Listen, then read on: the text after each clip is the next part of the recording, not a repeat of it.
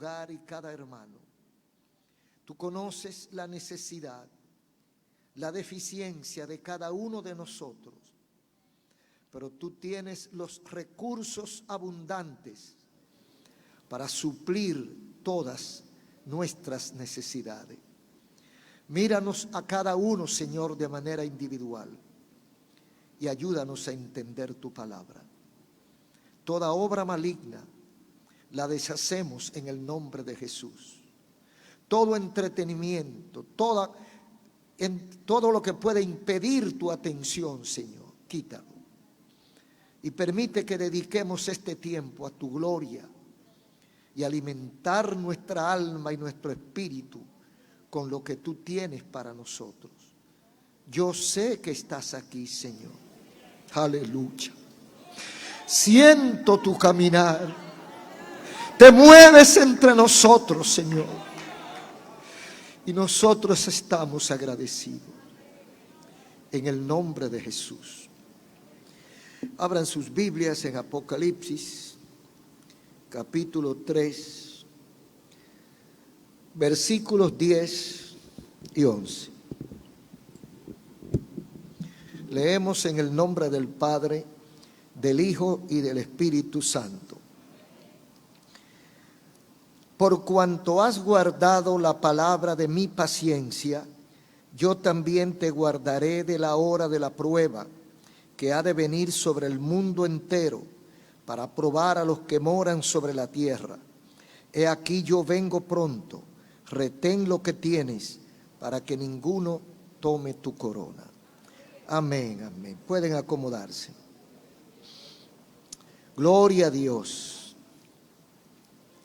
Yo voy a hablar sobre algo que el Señor me ha dado y que puede hasta lucir un poco raro, porque generalmente le damos avisos a los infieles, a los descuidados, al que está mal. Pero hoy vamos a hablar sobre aviso a la iglesia fiel. Aviso a la iglesia fiel. Y es bueno aclararle o recordarles qué es una iglesia. Porque la gente tiene en su mente que la iglesia son las cuatro paredes. Ese es el templo donde se reúne la iglesia.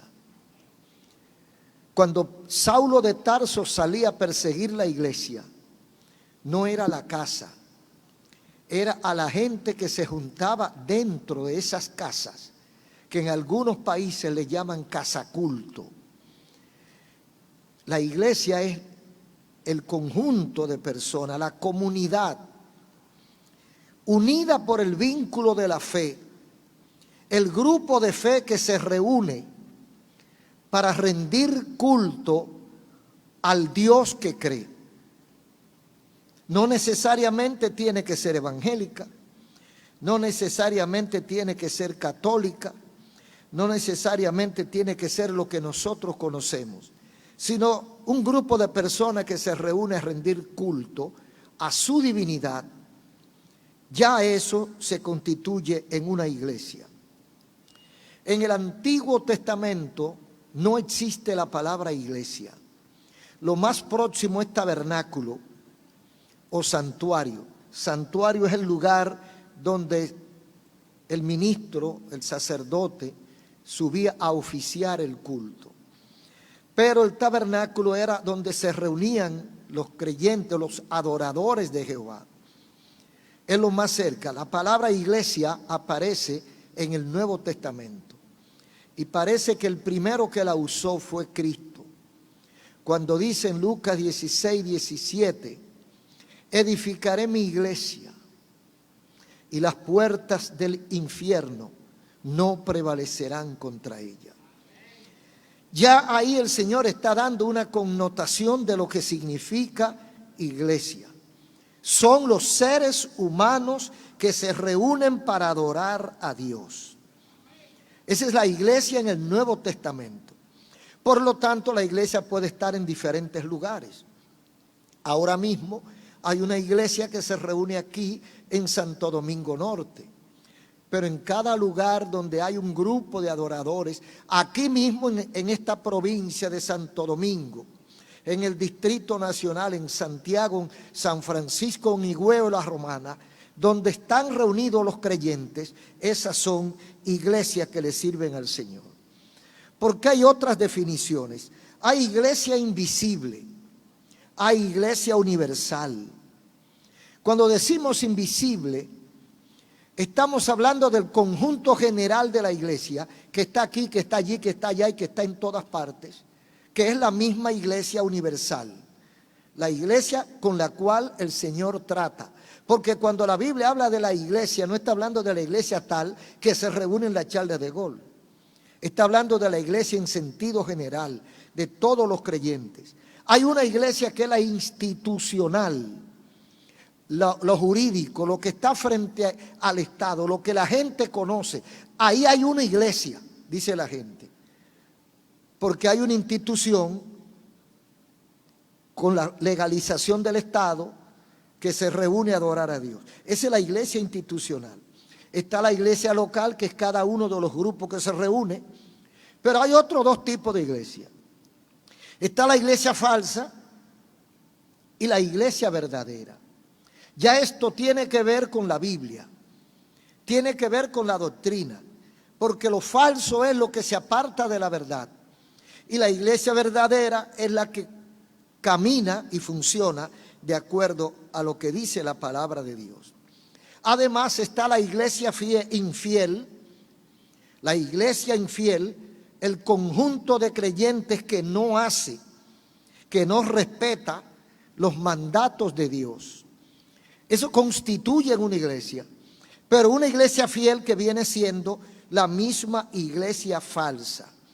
Pero también está la iglesia fiel, la que guarda cada requisito de su voluntad conocida. Porque hay una voluntad de Dios que usted ni yo la conocemos. No somos responsables de hacer lo que no sabemos. Entonces, yo soy responsable ante Dios y ante el mundo de guardar y obedecer lo que yo conozco. Si yo peco sabiendo que eso es malo, yo soy culpable. Pero si yo cometo el error inocentemente, entonces no soy culpable. El Señor no me va a condenar. Entonces la iglesia fiel es aquella que se preocupa por cumplir esos requisitos que Dios ha establecido, ha expresado en su palabra, en la Biblia. ¿Por qué el Señor o cómo el Señor califica o descalifica a las iglesias? ¿Cuál es el parámetro? ¿Cuál es la varita con la cual Dios o el Señor Jesucristo determina que una iglesia es falsa o una iglesia es verdadera? La califica o la descalifica de acuerdo a su fidelidad. Si es fiel a los mandatos expresos, es una iglesia verdadera y fiel. Si no le hace caso a lo que Dios ha dicho, es una iglesia infiel. La iglesia infiel no quiere decir que se reúna o no se reúna. La iglesia fiel no depende de que se reúna o no se reúna. Usted puede ver una iglesia o un templo lleno de gente, miles de personas cantando y ser una iglesia infiel. Porque la fidelidad se mide de acuerdo a su apego a la voluntad de Dios conocida. Entonces, el Señor lo califica de esa manera. Nosotros tenemos otra calificación. Cada uno de nosotros tiene su sistema de calificar. Usted ve a una persona y usted dice, ¿parece evangélico o no parece evangélico? Eso es de acuerdo al modelo, al patrón que nosotros tengamos en la cabeza. Si para mí evangélico es aquel que se pone traje y corbata, entonces todo el que tenga traje y corbata es evangélico, es iglesia fiel. Si para mí el ser cristiano fiel es peinarse de X forma o no peinarse de X forma, entonces yo voy a medir su fidelidad por el patrón o el modelo que yo tengo en mi cabeza. Pero no es esa la forma que Dios tiene. Dios se mide por otro requisito. Él tiene aquí en su palabra expresada su voluntad. Entonces, Dios se asegura de que nosotros conozcamos lo que Él dice. Por eso mandó a Juan el Bautista. Por eso vino Cristo al mundo. Por eso se fue Cristo y dijo: no los dejo solo. Enviaré el Consolador, el cual estará con ustedes todos los días hasta el fin. Pero ese Consolador no se limitó a ser el Consolador, sino a enviar hombres y mujeres portadores del mismo mensaje, para que otros también oyeran la palabra de Dios. O sea, hay un esfuerzo de parte de Dios para que todo el mundo conozca la palabra de Dios, la voluntad de Dios. Porque si usted no conoce, ni se salva ni se condena. Pero a partir de cuando usted conoce, usted tiene la oportunidad de aceptar a Cristo o rechazar a Cristo. Entonces será fiel el que se acoge a la voluntad de Dios y guarda su palabra. Quiero concentrarme en la importancia del aviso que hace el Señor a la iglesia fiel. Hay 5 verdades que quiero resaltar con respecto a la iglesia fiel. Lo primero, que el Señor, cuando se dirige a la iglesia, habla de un privilegio. Los privilegios son buenos y a veces son complicados, porque no es correcto que busquemos los privilegios, pero es agradable recibirlo. O sea, es de mal gusto que yo quiera que me den un privilegio, porque privilegio quiere decir una distinción, que me van a dar algo que no se lo dan a otro, que hay una discriminación, hay una excepción. Entonces, si pudiéndoselo dar a todos me lo dan a mí, yo fui el privilegiado. En la carne, en la naturaleza humana, eso cae bien. Cuando a uno lo distinguen, cuando uno lo sacan, le dan más importancia en el grupo, la naturaleza humana se siente regocijada. Es agradable recibir los privilegios, pero no es correcto desde el punto de vista cristiano buscar los privilegios. Sin embargo, aquí hay un privilegio del cual queremos hablar. Dice: conozco tus obras. He aquí he puesto, versículo 8 del capítulo 3 de Apocalipsis, he puesto delante de ti una puerta abierta, la cual nadie puede cerrar. Aquí hay 2 cosas. Primero, hay una declaración que no es emocional. No es un ímpetu que le da el Señor, es una declaración pensada, analizada, calculada, evaluada. No es una simple emoción. Y aquí importa quién lo dice y la razón por qué lo dice. Dice: conozco tus obras.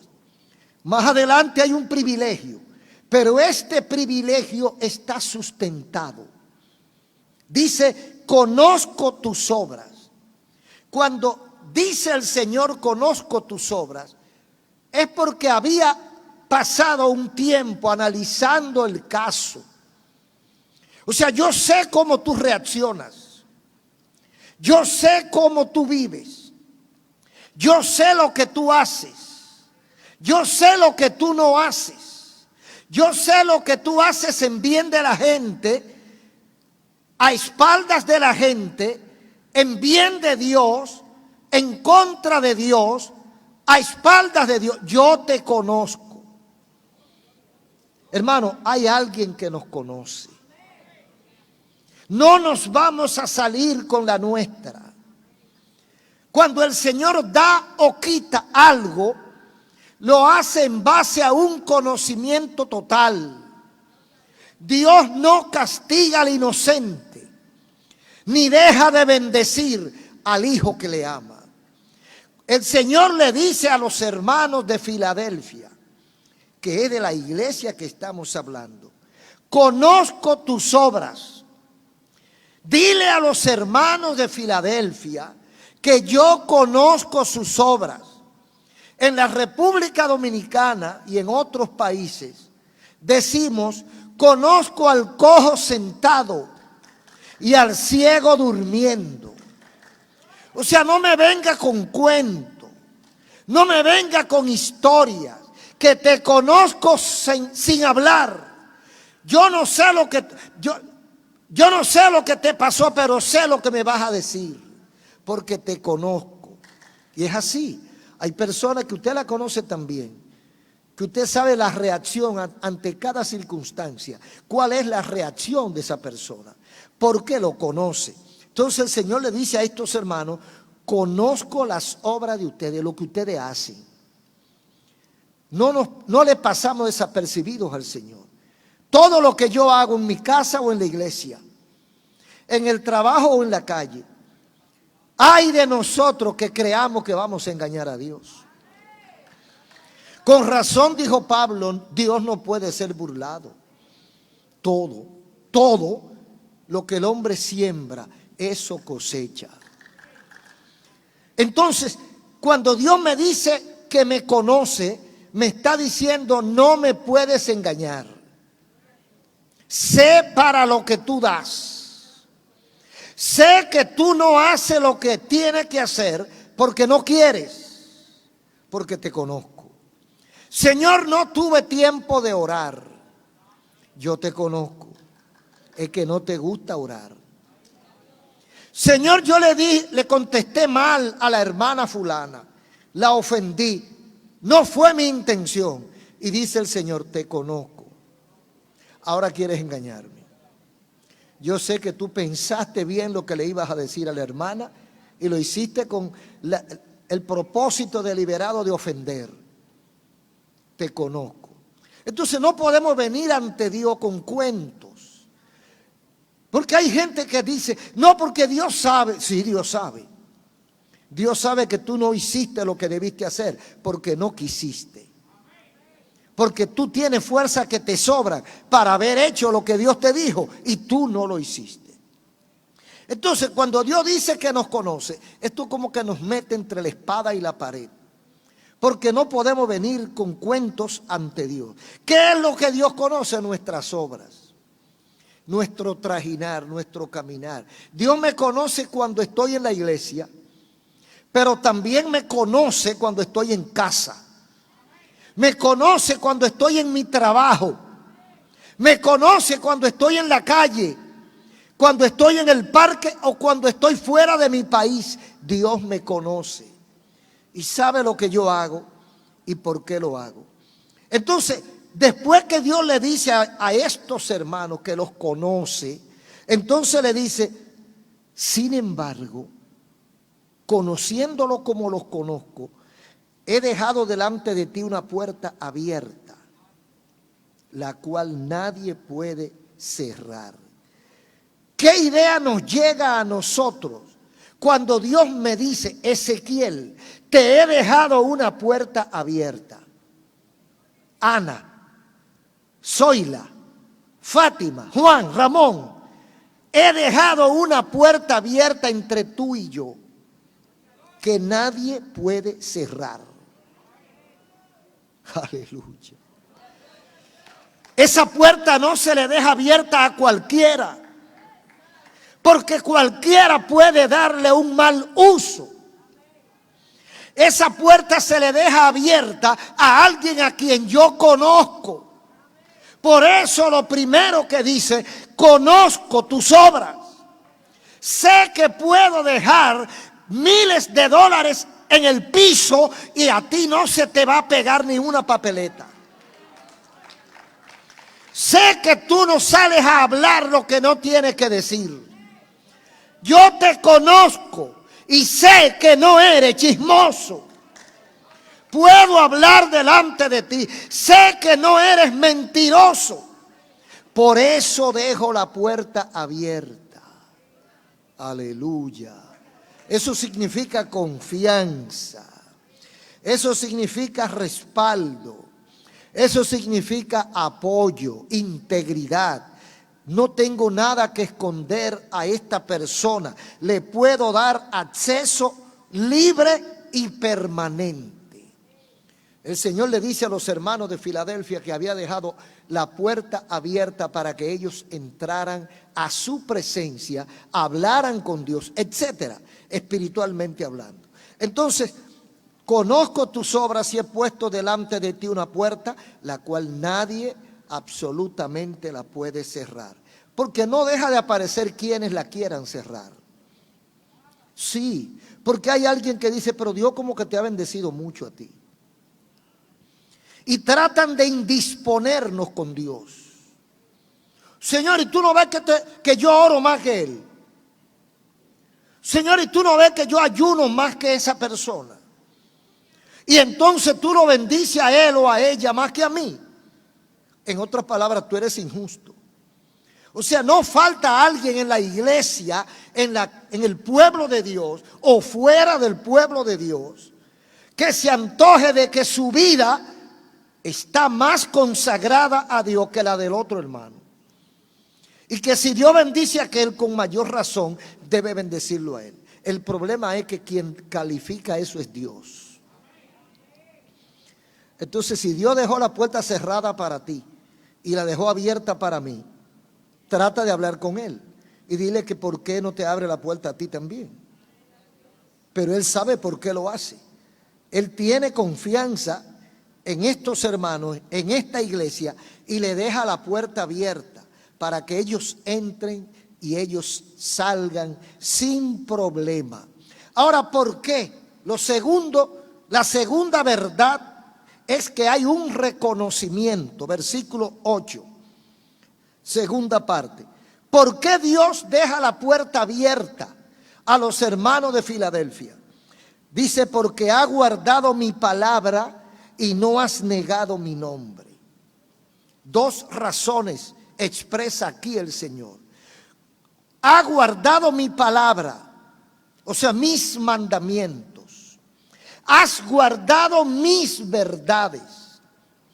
Has hecho lo que yo te he pedido. Has sido obediente. Has sido fiel. Has sido celoso. Has guardado mi palabra. Hay gente que guarda la palabra cuando el pastor está ahí. O cuando el diácono lo está mirando. Pero cuando está por allá, usted lo ve y no lo conoce. Y ese eres tú, fulano. ¿Y qué fue lo que yo escuché que tú dijiste? Entonces, esta gente había guardado la palabra y no había negado el testimonio. Había guardado el testimonio fiel y no había negado. Porque cuando usted viola ese testimonio delante de Dios, cuando usted comete errores, usted niega el nombre del Señor. Porque ser cristiano es parecerse a Cristo. Entonces, cuando yo me parezco a otro, menos a Cristo, yo estoy negando mi cercanía, mi hermandad, mi familiaridad con el Señor. Entonces, cuando yo hago una desobediencia, la Biblia o el Señor lo clasifica como negación de su nombre.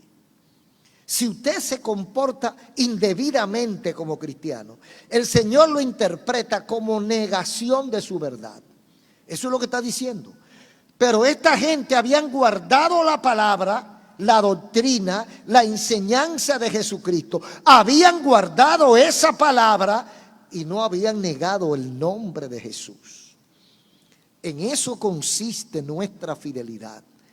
En guardar la palabra 24/7 y no negar el nombre del Señor. Es decir, ser fiel, honesto y leal delante de Dios. Esto tiene dos significados. Primero está el respeto y la lealtad al decreto divino. Respeto y lealtad al decreto divino, cosa que no abunda. Hay mucha gente que le sirve a Dios de nombre, de tarjeta. No, yo soy miembro de la iglesia. Eso crees tú, que eres miembro de la iglesia. Tú eres miembro de la institución. Tú eres miembro de la comunidad, del grupo, pero probablemente no sea miembro de la iglesia de Jesucristo. ¿Por qué? Porque hay unas reglas. Los fornicarios, los adultos, los mentirosos, los hechiceros, los idólatras. Hay una regla en la Biblia. Y hay gente que cree que haciendo lo contrario a lo que pide la Biblia es parte de la iglesia de Dios. Entonces, el hombre o la mujer de Dios, de la iglesia de Cristo, tiene un respeto, respeta, obedece y es leal a lo más mínimo que Dios ha expresado en su palabra. En segundo lugar, valor, valentía ante los ataques y la persecución. Estos hermanos vivieron en una época donde la persecución no era un día sí, otro no, sino todo el tiempo. Era bajo fuego. Vivían bajo fuego, literalmente. Entonces el Señor los alaba porque en medio de esa persecución dice: has guardado mi palabra y no has negado mi nombre. Porque hay gente que son muy fieles hasta que tienen una prueba. Cuando tienen un encontronazo, una dificultad, un problema en el trabajo, en el hogar con su pareja, con sus hijos, inmediatamente baila Dios en el medio. Yo no puedo servirle a Dios en estas condiciones. Yo no puedo ser fiel a Dios con este hombre. Yo no puedo agradarle a Dios con esta mujer. Como que Dios se equivocó. Como que Dios no sabe quién es tu mujer o tu esposo o cómo es tu hijo y te está exigiendo lo imposible. Si Dios te exige fidelidad a su palabra, Él sabe lo que está pidiendo. Entonces estos hermanos habían sido valientes en el ataque y en la persecución, porque en la bonanza cualquiera es fiel. Cuando todo marcha bien, cualquiera es santo. Pero cuando viene el fuete, cuando viene la escasez, cuando viene la pandemia, cuando vienen los ataques, cuando viene la confusión, ahí yo me arrincono. El Señor sabe mi situación. Seguro que la sabe. Y sabe que tú puedes también. Y sabe que lo que pasa es que tú eres cobarde. Y la Biblia dice en Apocalipsis 21 que los cobardes no van para ningún sitio. Bendito el nombre del Señor. Entonces, en tercer lugar, hay una promesa. Aquí el Señor vuelve y repite algo que ya dijo anteriormente. Vuelve a repetir en el versículo 10. Por cuanto has guardado la palabra de mi paciencia. O sea, todas las bendiciones que están programadas para los hermanos en Filadelfia tienen que ver con este detalle. Has guardado la palabra de mi paciencia. Y yo me pregunto, y espero que cada uno de mis oyentes, de cada uno de ustedes se haga la pregunta: ¿he guardado yo la palabra del Señor? ¿Me preocupo yo por guardar la palabra del Señor? Adolescentes, jóvenes, ¿se preocupan ustedes por guardar la palabra del Señor? Damas y caballeros, ¿nos preocupamos nosotros por guardar la palabra del Señor o lo hacemos cuando se puede? Si yo violo el decreto divino, estoy acarreando juicio. Si yo guardo la palabra de Dios, estoy acarreando privilegios. Porque he dejado una puerta abierta en el cielo, porque tú has guardado mi palabra y yo te conozco. O sea, yo no voy a engañar a Dios. Podemos engañar a los líderes de la iglesia, podemos engañar a los pastores, podemos engañar a la iglesia entera, pero a Dios no lo vamos a engañar. Donde quiera que nos metamos, Dios nos va a ver. Y el día menos esperado nos quita la sábana y quedamos al descubierto. Entonces, aquí hay una promesa. Pero dice, por cuanto ha guardado la palabra de mi paciencia, yo también te guardaré de la hora de la prueba. Así, aquí hay un compromiso, pero un compromiso con base, sustentado en una primera parte. ¿Por qué Dios nos guardará de la hora de la prueba? Porque hemos guardado su palabra. Si yo no guardo su palabra, no califico para ser guardado de la hora de la prueba. Creo que más claro de ahí se daña. Dios te va a bendecir, te va a proteger, te va a guardar, pero tú primero tienes que guardar su palabra. Aleluya. Aquí está hablando de muchas cosas, de muchos tipos de pruebas. Hay una prueba local, una prueba presente. ¿Cuántas pruebas tenemos? ¿Cuántas dificultades? ¿Cuántos problemas en la calle, en la casa, en el trabajo? Tenemos muchos problemas en la salud.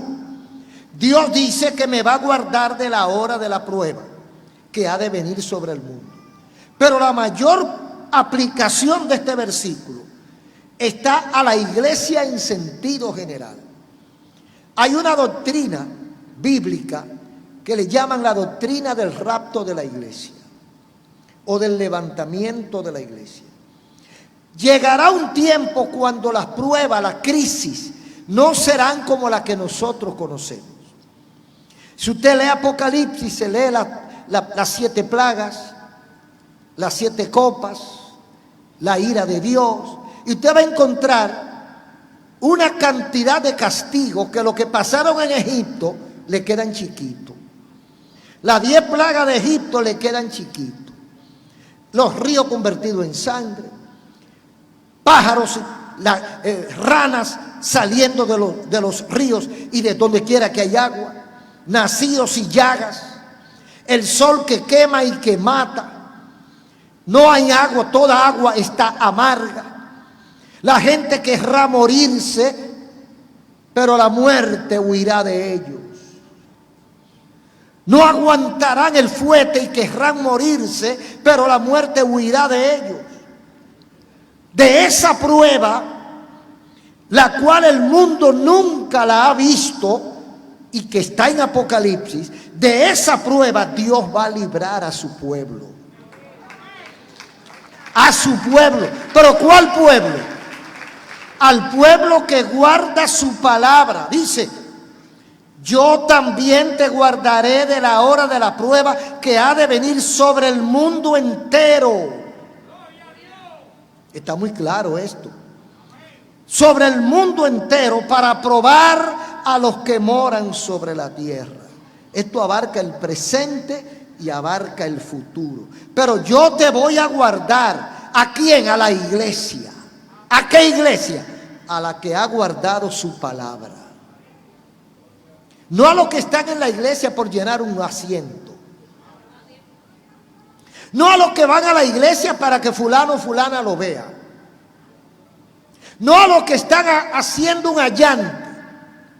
A los que se visten de santidad pero tienen el corazón como el fondo del cardero, decía mi madre. Eso era cuando los carderos lo cocinaban en leña y el humo lo ponía negro. Entonces hay gente que por fuera son hermosos, bonitos, bellos, suaves, amorosos y por dentro el diablo. Entonces, conozco tus obras. Has guardado la palabra de mi paciencia. El Señor sabe cada uno de aquellos que ha guardado su palabra. Yo no sé. Para mí todos ustedes son santos. Yo no tengo que decir nada malo de nadie aquí, ni de los que me escuchan o me ven. Porque el corazón yo no lo veo. Lo que hay en el corazón, quien lo ve es Dios. Entonces yo no puedo hablar. El que habla es Dios. Dice, por cuanto ha guardado mi palabra, aleluya. Hay un compromiso de parte de Dios. Dios se está comprometiendo Él. Nadie lo impulsa. Él de su propia cuenta dice: yo te voy a guardar de la hora de la prueba. Vamos. No fue que yo se lo pedí. No fue que yo se lo dije. Él es que dice que me va a guardar a mí. Con una condición. Una. Que yo guarde su palabra. La pregunta es: ¿estoy yo guardando su palabra? ¿Estoy yo esmerándome, esforzándome en hacer su voluntad?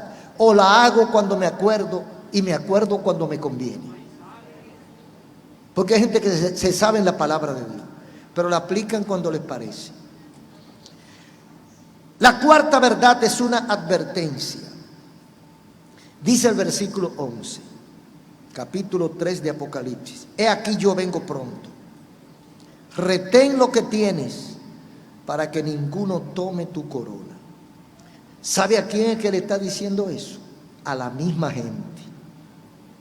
A la misma gente que han guardado su palabra. A la misma gente que Él le dice: conozco tus obras. A la misma gente que Él le dijo: he dejado una puerta abierta que nadie puede cerrar. A esa gente le está diciendo ahora otra cosa: vengo pronto. Retén lo que tienes. O sea, ellos estaban bien, pero se podían dañar. Retén lo que tienes para que ninguno tome tu corona. ¿Qué es la corona? La corona es todo: el éxito, el triunfo. Primero me advierte: yo vengo pronto. A pesar de lo que tú veas, yo vengo pronto. Y tú tienes algo bonito, valioso, importante. Reténlo, que agárralo, cuídalo. No te duermas. Atiende tu cartón. Cuida lo que te he dado para que ninguno tome la corona. Aquí implica una posibilidad indeseada. ¿Cuándo, cómo y por qué puede perder la corona? ¿Qué debo yo hacer para perder la corona? Dejar de guardar la palabra, conscientemente desobedecer a lo que Dios dice, cometer uno de los errores que yo conozco. Eso basta para que yo pierda mi corona. Entonces, ¿cuál es el significado de la corona? Si nos descuidamos y no aseguramos lo que tenemos, corremos el riesgo de perderlo todo. Usted sabe lo que hay gente que no entienden esto. Pero usted sabe lo que usted tiene 15, 20, 25, 30 años sirviéndole a Dios, dejando los placeres del mundo, dejando de beber, dejando de parrandear, dejando de hacer todo lo que el mundo hace, que dice que le gusta. 25, 30 años sacrificado. No habla mentira, aunque a veces pierda algunas cosas, no habla mentira. Y usted sacrificado obedeciendo a la voluntad de Dios. Pero ¿qué pasa? En el último tramo, usted dice: yo estoy cansado ya de esto. El Señor sabe que yo he sido fiel. El Señor sabe cuánto yo me he fajado por Él. El Señor conoce cuál ha sido mi sacrificio. Un hombre joven, buen mozo, con dinero, inteligente, que tuvo oportunidades de bellas mujeres. Me puse viejo sacrificándome. No porque no quería, no, sino por obedecer. Pero ya está bueno. Y entonces al final de la jornada se equivoca y maca la soga. Dice el Señor: retén lo que tiene para que ninguno tome tu corona. Porque si yo llegando me devuelvo, no llegué. Tengo que llegar. ¿Es drástico? ¿Es cruel? ¿Es injusto? Bueno, crea lo que usted piensa.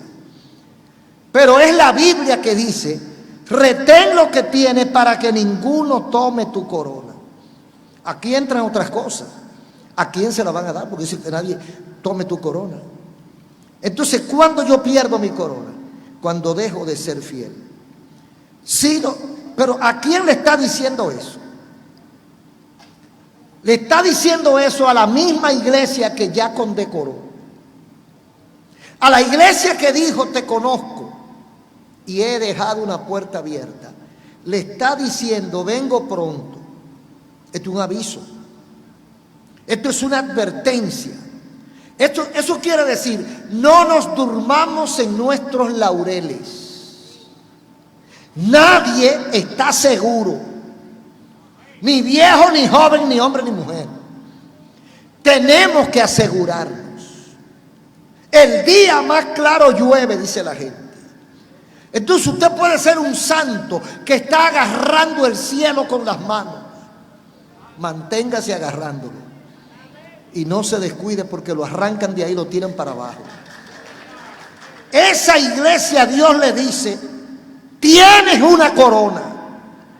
Tienes un premio, tienes una bendición, no la sueltes, porque existe la posibilidad de que te canses, existe la posibilidad del descuido, y si te descuida, viene un delincuente y te arrebata el celular. ¿Por qué? Porque te dormiste. Entonces vino aquel que estaba muy despierto y te arrebató la prenda de la mano y se la llevó. Dios te ha bendecido tantos años. Tú has sido fiel tantos años. Has pasado trabajo. Has vencido la prueba. Has resistido los ataques. Retén lo que tienes para que nadie tome tu corona. Esto es un aviso. Un aviso no a los infieles, a los fieles. Porque a veces creemos que el fiel está seguro. Está seguro mientras es fiel. Pero si ese fiel se descamina, va a pasar mucho trabajo. Entonces el llamado es precisamente que nosotros abramos los ojos y no nos durmamos. Porque hay quienes dicen, ya yo he orado mucho,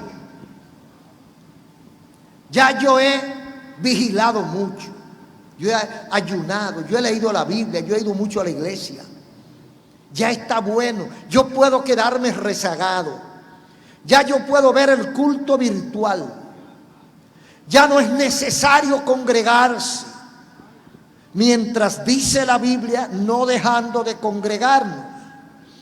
Ya yo no necesito la confraternidad con los hermanos. Ya yo no tengo que oír más mensajes. Ya yo no tengo que orar más. Ya yo no tengo que hacer nada. Ya yo todo lo hice. Retén lo que tienes para que nadie tome tu corona. Hermano, la corona es todo el esfuerzo que yo he hecho. Pero también todas las cosas materiales que yo he logrado en Dios, todos los éxitos, incluyendo los espirituales, todas las bendiciones que yo he recibido aquí en la tierra, todo esto es la corona, toda la bendición que Dios me ha dado sin yo merecerla, todo eso es mi corona. Y si me descuido, dice aquí que voy a perderlo. Esto constituye un aviso para los que nos consideramos fieles discípulos del Señor. Esta primera parte se la está diciendo Dios, no a la gente mala, es a la gente buena. Porque a veces al bueno nadie le dice nada. No, porque yo soy fiel, y todo bien, amén. Dice el Señor que retenga eso. Y si te dice que lo retenga es porque se te puede caer de la mano. Y si te dice que lo asegure, es porque existe, aunque sea remota, existe la posibilidad de que lo pierda. Hay posibilidad de que lo pierda. Si yo niego a Dios con mis hechos, Si yo dejo de guardar la palabra, de incorporar esa palabra a mi vida, a mi modo de vida, yo pierdo mi corona. Dice Pablo, he peleado la buena batalla, he acabado la carrera, he guardado la fe. Por lo demás me está guardada la corona de justicia, la cual me dará el Señor juez justo en aquel día. Y no solo a mí, sino a todos los que aman su venida. Ahora bien, si esto es con los fieles,